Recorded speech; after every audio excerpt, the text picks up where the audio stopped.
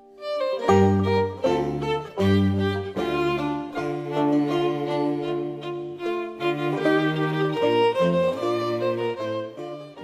1842, Alden Bradford Weston, pictured here around 1870, inherited the King Caesar house and estate on Powder Point in Duxbury.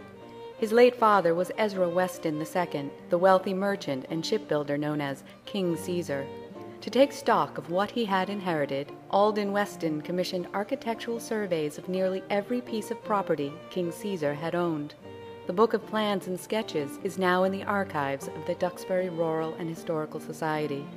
A wealth of information, this source provides all the data needed to recreate the Weston estate as it appeared in the days of King Caesar.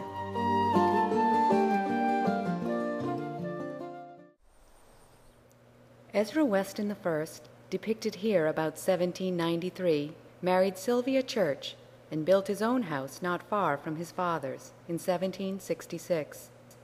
2 years earlier, Ezra I had just launched his first vessel on his own account, a small sloop called the Dolphin.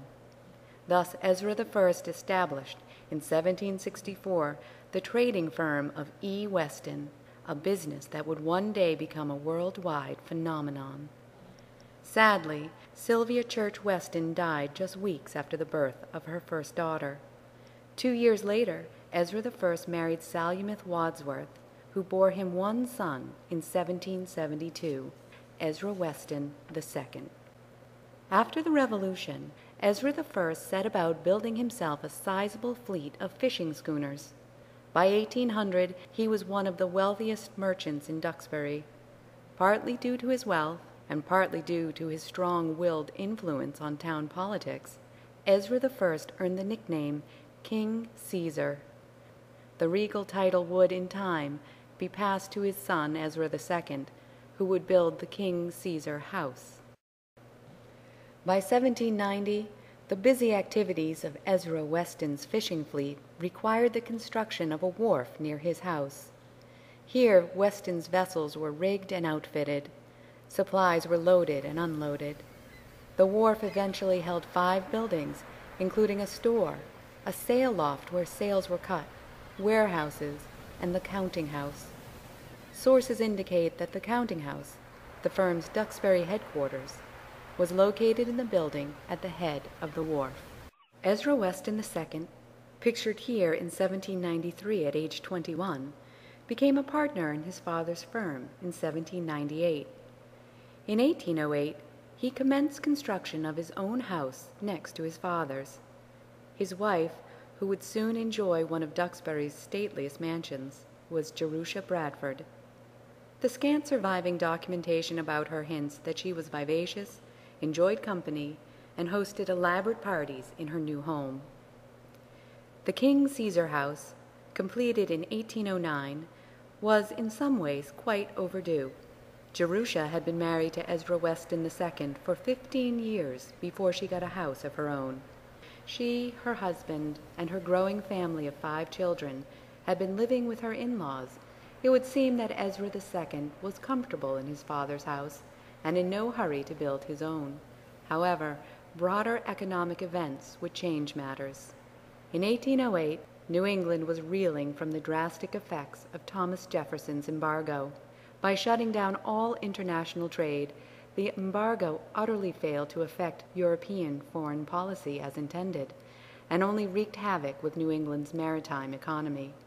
Many merchants in Duxbury, seeing little point in building ships during an embargo, set their carpenters to work on new houses, and so it was with the King Caesar house. The main portion of the house stood much as it does today. The back ell, however, was quite humble in 1809, housing a simple 1-story kitchen. The house was built in the Federal style. Centered on the wharf, ornate and imposing, the house was designed to impress. By the 1820s, the firm of E. Weston & Son was building large brigs designed for international trade. These vessels carried the well-known red, white, and blue Weston Fleet flag to ports throughout the Atlantic and Mediterranean.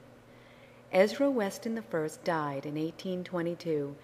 The new King Caesar, Ezra Weston II, seems to have had a natural genius for finance and management.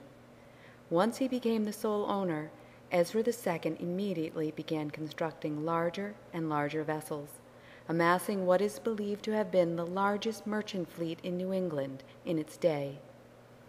By the late 1830s, Ezra II was commissioning enormous freighters designed specifically for transporting cotton, like this one, the Onaco, launched in 1839, and the Hope, Weston's largest vessel, and at 880 tons, the largest merchant ship built in New England up to that time.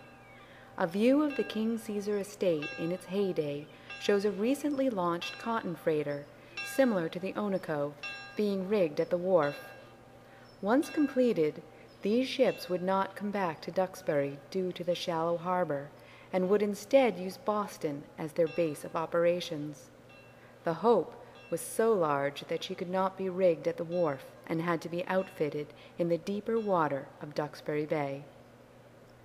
The King Caesar house itself was enlarged around 1840. It is curious that the merchant, 68 years old and a widower, would choose to dramatically expand his house at that time. However, the firm was at its apex, and perhaps Ezra II wanted his house to reflect his success. The changes primarily focused on the back of the house. The earlier one-story kitchen ell was replaced with a large extension designed to house both female domestic servants and male field hands. By this time, much of the land behind the King Caesar house, where present-day Moulton and Russell roads run, was a working farm. Livestock from the farm provisioned Weston's ships. Another significant addition was the summer kitchen off the west side of the house. With two large kitchens, more food could be produced for Weston's staff, and the isolated summer kitchen allowed cooking to take place during the summer months without overheating the main house. Ezra Weston II would only enjoy his enlarged mansion for a short time, and perhaps never saw the additions completely finished. The second King Caesar died in 1842. There would be no King Caesar III. Of Ezra II's 6 children, only 3 boys survived to adulthood.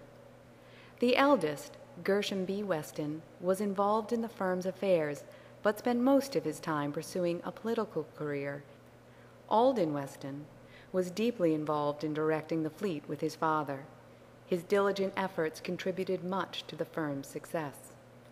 Ezra Weston IV, so called to distinguish him from an older brother, Ezra III, who died young, was made a full partner in the firm, but had little to do with its affairs. He was a dilettante, interested in music, horticulture, and involved in numerous Boston social organizations. The 3 sons managed to keep the firm running for 15 years after King Caesar's death. Finally, on December 31st, 1857, Alden Weston closed the doors of the Boston counting rooms for the final time. After the firm closed, Alden Weston left the wharf buildings in place, slowly decaying for decades. Today, there is no indication that they ever existed. The sail loft was moved and eventually became a residence at 233 Powder Point Avenue. It is the only of the wharf buildings known to still be standing. Another of the buildings was moved to Island Creek in 1866, became a barn, and has since been torn down. Other buildings were moved in the late 1870s and used in the cranberry industry. Today the wharf is shorter than originally built. The extension was removed in the 1930s. King Caesar's house, which once loomed over the activities on his wharf, is still a dramatic presence over Bumpus Park.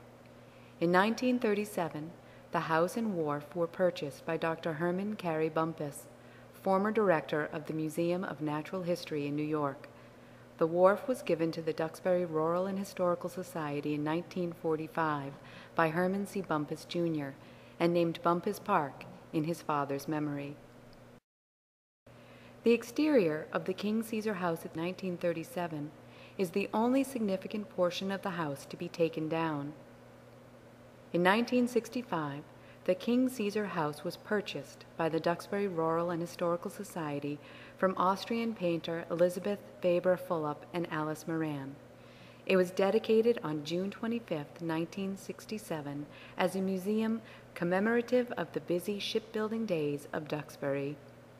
Now 200 years old, the King Caesar House continues to commemorate Duxbury's history and to honor the legacy of the Weston family, Duxbury's King Caesars.